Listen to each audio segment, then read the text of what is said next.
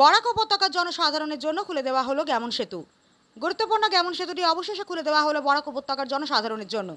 দীর্ঘ ১.৫ মাসের বেশি সময় বন্ধ থাকার পর আজ আনুষ্ঠানিকভাবে সেতুটি খুলে দেওয়া হয়। এই উপলক্ষে আয়োজিত অনুষ্ঠানে উপস্থিত ছিলেন বরাক উপত্যকার ২ মন্ত্রী কৌশিক রায় ও কৃষ্ণেন্দু পাল। এছাড়াও সেখানে ছিলেন কাছাড় জেলার জেলা আয়ুক্ত মৃদুল কুমার যাদব এবং পুলিশ সুপার নোমান মাহাতো। উল্লেখ্য, ২১ মে থেকে গ্যামন সেতুটি বন্ধ ছিল রক্ষণাবেক্ষণ এবং মেরামতির কারণে। ফলে বরাকের ৩ জেলা কাছাড়, করিমগঞ্জ এবং হাইলাকান্দি সহ গোটা দক্ষিণ আসামের সাধারণ মানুষকে চরম দুর্ভোগের মুখে পড়তে হয়। বিশেষ করে শিলচর শহরের সঙ্গে অন্যান্য জেলার সংযোগ মারাত্মকভাবে ব্যাহত হয়েছিল। সেতুটি খুলে দেওয়ার ফলে পুনরায় স্বাভাবিক হলো যান চলাচল এবং বহুদিন পর স্বস্তির নিঃশ্বাস ফেললেন বরাকবাসী। মন্ত্রী কৌশিক রায় বলেন, জনগণের দুর্ভোগ আমরা বুঝি, দ্রুত সময়ের মধ্যেই সেতুর মেরামত শেষ করে তা আবার চালু করা সম্ভব হয়েছে।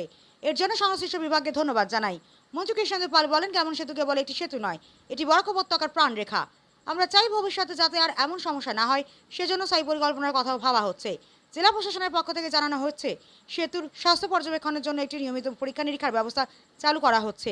আগাম সতর্কতা নেওয়া সম্ভব হয় যাতে। গঠন করা হয়েছে টাস্ক ফোর্স, যাতে কোনো অবস্থায় অতিরিক্ত বোঝাই নিয়ে লরি পারাপার না হয়।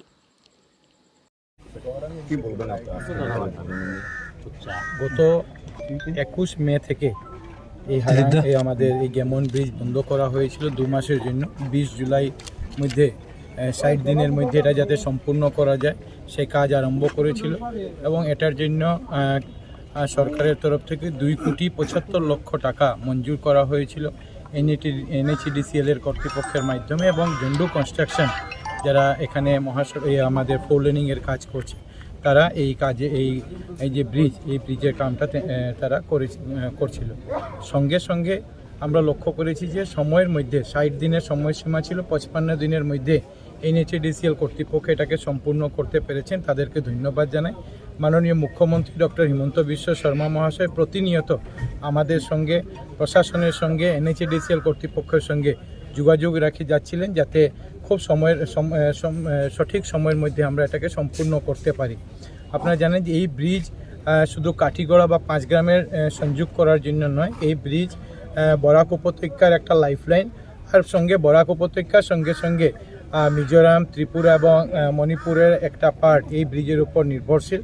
এই গত ২ মাসে ৫৫ দিনে এই এলাকার অনেক জনসাধারণ, রোগীদের, ছাত্রছাত্রীদের, ব্যবসায়ীদের, জনসাধারণ অনেক রকমের কষ্ট হয়েছে, কিন্তু ব্রিজকে ঠিক করার লক্ষ্যে সবাই সাহায্য সহযোগিতা করেছেন।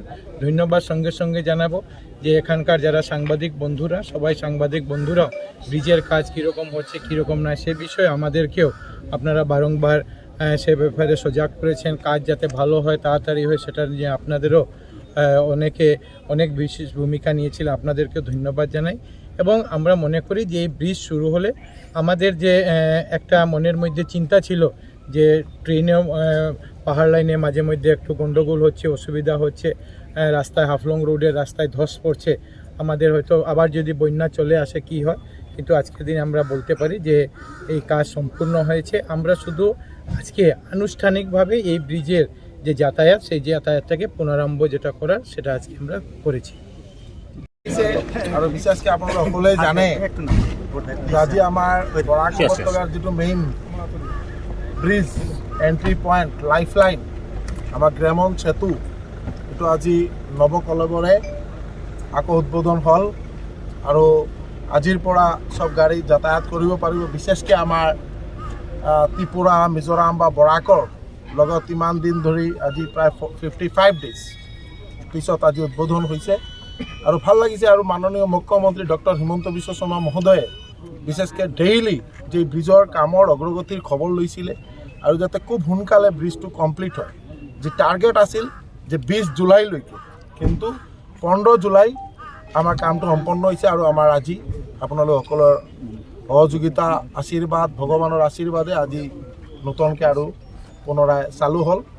আৰু সকলোৱে মিলি আমি যাতে এই ব্ৰিজখন ভালকৈ যাতে ৰাইজে যাতায়াত কৰিব পাৰে তাৰ কাৰণে লুক আফটাৰ কৰিব লাগিব। আৰু এটা বিশেষ বাৰ্তা হ'ল মাননীয় মুখ্যমন্ত্ৰী মহোদয়ৰ যিটো আগ্ৰহ, যাতে আমাৰ গোটেই বৰাক উপত্যকা হওক বা মিজোৰাম, ত্ৰিপুৰা সকলোৱে মিলি যাতে আমাৰ মিনিমাম কেপাচিটি অফ লোড যিটো আছে, যে গাড়ীৰ যিমান কেপাচিটি তাৰ ওপৰত ভিত্তি কৰি যাতে তেওঁলোকে যাতে বস্তু কেৰি কৰে, যাতে ইয়াত অভাৰলোড নহয়।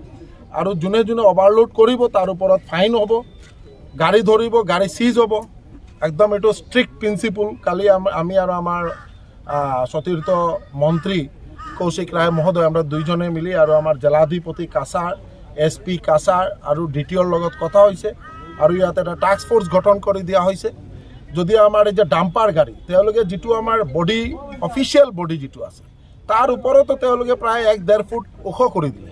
এইটো কাটি দিব লাগে আৰু যিটো কেপাচিটি আছে কেপাচিটিৰ ওপৰত ভিত্তি কৰি তেওঁলোকে যাতে যিমান আমাৰ নিত্য প্ৰয়োজনীয় সামগ্ৰী তেওঁলোকে যাতে বহন কৰে এইটো আগ্ৰহ থাকিব, সকলোৰ সহায় সহযোগ লাগিব।